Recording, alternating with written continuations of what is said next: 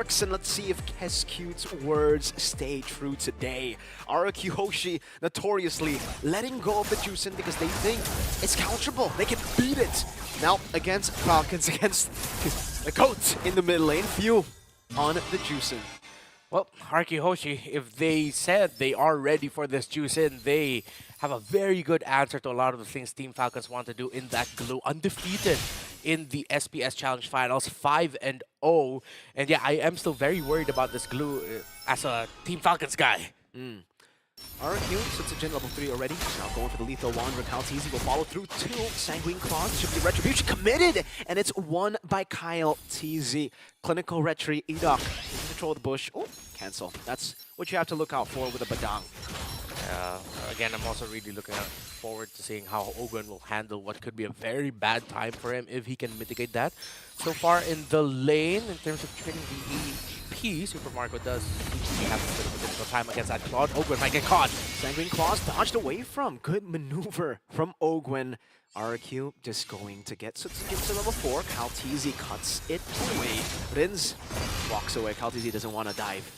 Yeah, and good read by rrqhoshi. They could have actually stretched out and committed that kill onto Ogwen, but it looks like they were able to read the rotation of Kyle TZ and acknowledge the fact that he might just show up through the mid lane. He was close by, so good thing they backed off. And I also like how Kyle TZ decided to get Rins down a little bit low so that few can somewhat equalize the lane flow. For both teams, very silent here. Glue in the bottom lane, gonna be bullied. Oh, wow. Back 2! Stun from Sutsujin. Flap TZ now, pushing up to more damage over to Sutsujin. Edok joining in the bottom lane now, trying to pin Flap TZ, but it will not work. Level 4 for both Few and Flap. Good setup. Sanguine Claws and a bad impact, but that's why the Brave Smite is the choice for Juicings. Ogwen charging in the bush, looking for Edok, knocks him up together with Flap TZ. Now, Infernal Pursuit to jump in onto Edok. Few gets away with the Crimson Beacon. Edok pinning them down to the wall, but it's Flap TZ on the Phobius flicker out. Rins, first blood, gets a bad impact in the back. Now Flap TZ mounted, slam, Sutsujin takes the kill, 2-0. rrq, Kyle TZ, invade. Now Sutsujin dashing away. It's another pin down from Edok. Dyron trying to get that immobilized. Kyle TZ too clean, and he gets away. Yeah, you see the sides, the little 1-2 step Kyle TZ kept doing around the glue. He was trying to determine where the slam was going to go, just so he wouldn't proc it, and then also be able to have a good target to be maximizing his dash. Ogwen goes in! Terror's Revenge and the Rage. Sutsujin now caught on the back. Oh, Retry still on point. Sutsujin now should fall. Gets a Soul Sever. Kyle doesn't get the last hit. Sutsujin escaping. Kyle finally dashing forward, finding the kill as Tyron is caught against 3 members. Knocked up, thrown back, but this time, no escape for Dyron. Falcons equalize on the board. Throughout that time, Kyle TZ didn't use that electrifying beats. He trusted that they will be able to secure kills. They did it on Sutsujin, that they were able to do it on Dyron. Good bounce back by Team Falcons because initially rrqhoshi handled the previous trade. Edok is gonna get taken out. So they played basketball with Edok there. Bounce after bounce. And now rrqhoshi will have to reset and wait with Team Falcons able to chain together 2 victories after an initial rrqhoshi win. Things are still quiet up in the gold lane. No one wants to pull any attention there. They both want the gold laners to farm up relatively well. But now we're seeing what could have been a very problematic glue for Team Falcons. Flap TZ is actually handling things well and is becoming a nuisance for rrqhoshi. Yeah, this Phobius pick. We already kind of, mentioned it earlier when we saw the stats. Most banned by opponents. And this is why. Flap TZ, when he gets a damage dealer, when he gets anything with a reset, I honestly feel like it's a reset here. He's a reset player. Yeah. Like on the Phobius, on the Arlet, he's just a beast. Now Dyron, forced to use the split. You can see the Infernal Pursuit there.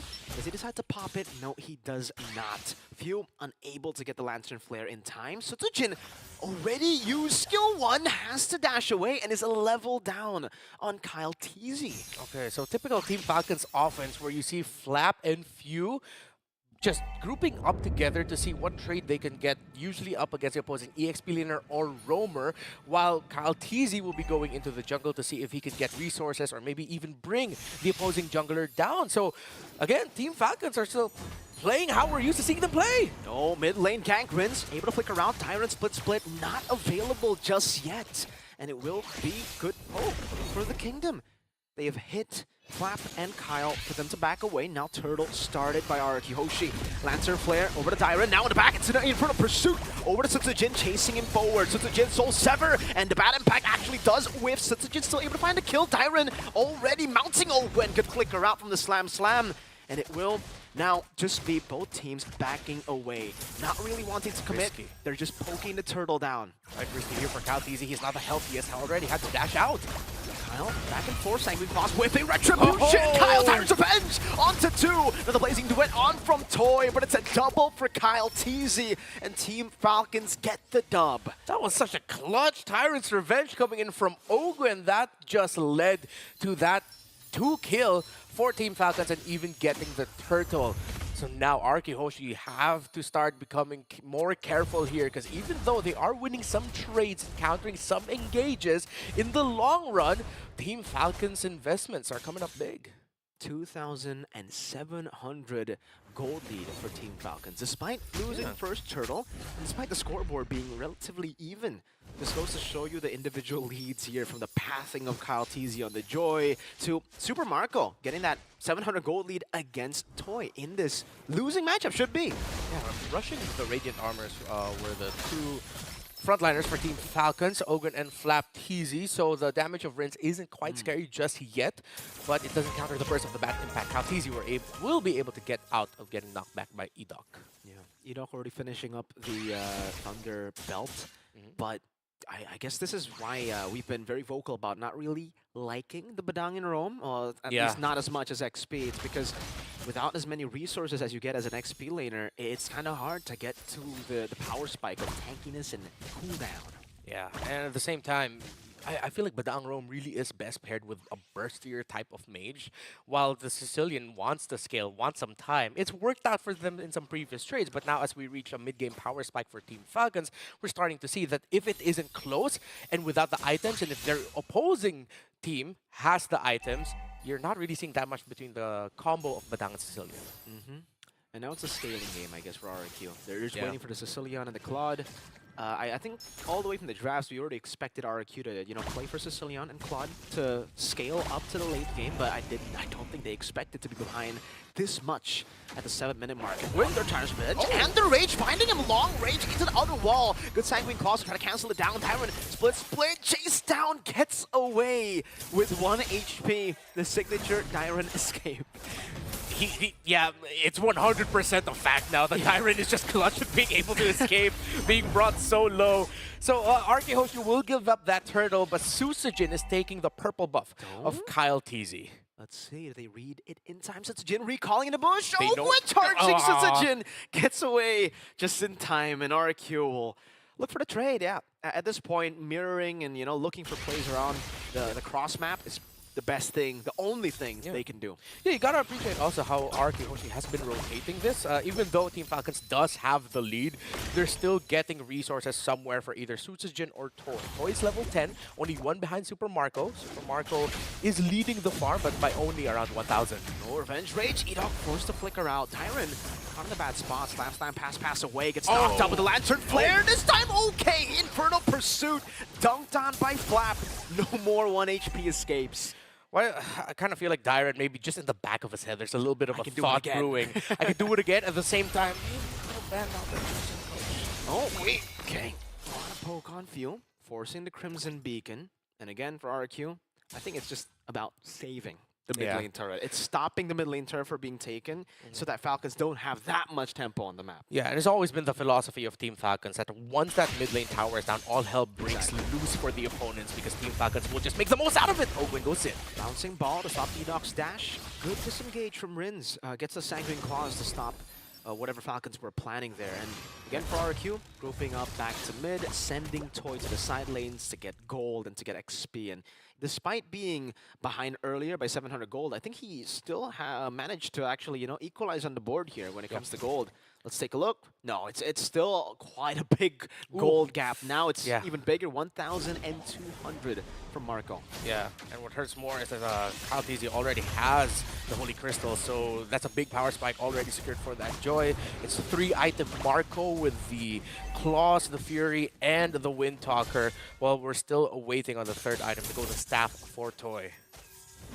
Turtle down already, all three. Now it's the Lord that spawns in the game. Owen.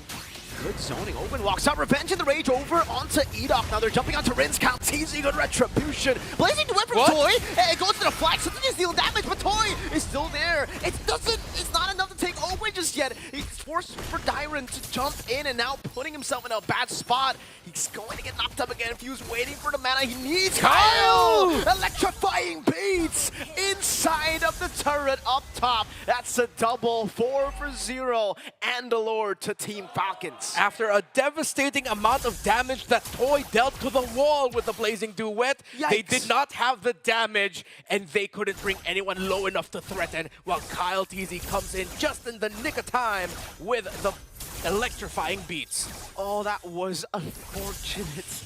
Toy, the Blazing Duet, it was not on anyone. Is this just me? It sort of felt like he tried to BMI into the pit, but somehow just ended up on the other side of the wall? Or did he misread that situation? I mean, I would love to see the replay on that. I would love to see where it went wrong. Because, again, for Falcons, a lot of them were at half HP. And again, for Ogwin, he would have died for sure. If it was for the Blazing Duet connecting, he lived with just a little bit of HP there to survive. rrqhoshi, though, will be able to still keep the Holy Defense intact down below. They'll deal with the Lord. Still, Sicilian and Claude, pretty good wave. There you go! Getting the pin down on the two Super Marco. Caught, still able to walk away. Ogwin gets caught by the Blazing Duet, and Rins picks up the kill! That's 2 for the Sicilian. Out of nowhere, Kyle will not decide to dive in this time, and that was a good punch back from rrqhoshi. Damn, Edok, what a play. We did not foresee you coming out of nowhere. Conceal, committing the flicker to set that up to catch Ogwin and Super Marco off guard. Even Team Falcons were surprised. That gives rrqhoshi a little bit more room to work with. But now I see what you're talking about when it comes to Edok, man. Yep. He's really damn good. You could say his fist was cracked. It definitely was. After the 3 deaths, after the early game, but I guess this is what we kind of expect for the Badang too, at least in the roam position. Wait, Edok? Okay. Yeah, because you take a bit longer to get to your item power spikes. I don't know, is this the item power spike already? Kyle is poking with the electrifying beats. He has the Oracle, Thunderbelt, and the Conceal with Tough Boots. Yeah, I think that's more than enough because you just want the big CDR coming in from the Oracle. Plus, fortunately, we can't see how much stacks he has on the Thunderbelt, but he could be in a healthy amount because he's not dying fast. It's taking quite some time to even take Edok down. He got the Thunderbelt relatively early, I would say. So, been stacking on Ogwin perhaps a lot of times. Yeah, again, this is a pick where when you get Thunderbelt, the stacks can go crazy. You get a stack for every single first skill you throw that lands. So, yeah, quite easy. Oh, speaking of stacks, Rins is starting to deal quite a bit of damage. That's both the front lines of Falcons taking a Sanguine Claw, bad impact, down to half, forced to regen. 3 items of that Sicilian already has a Crown Toy. Okay, Edok. A little bit deep. Ogwin goes in! Target bench and the Rage! Now Super Marco coming in, Blazing Duet with the Witcher Crown! Dealing damage, not enough to take anyone down. Kyle TZ is godlike. Edok almost brought back by that Crimson Beacon. Somehow Ogwin and Flap are the ones that live with a sliver of HP. They survive long enough. Sutsujin, if he tries to steal this, it might be a little bit too much. But with frontliners unhealthy, Team Falcons are still taking the slow approach, respecting the Badang and the Suyo and what they can do. Okay, Kyle, electrifying beats are ready. I don't think they'll go for the steal. It'll be free for Team Falcons.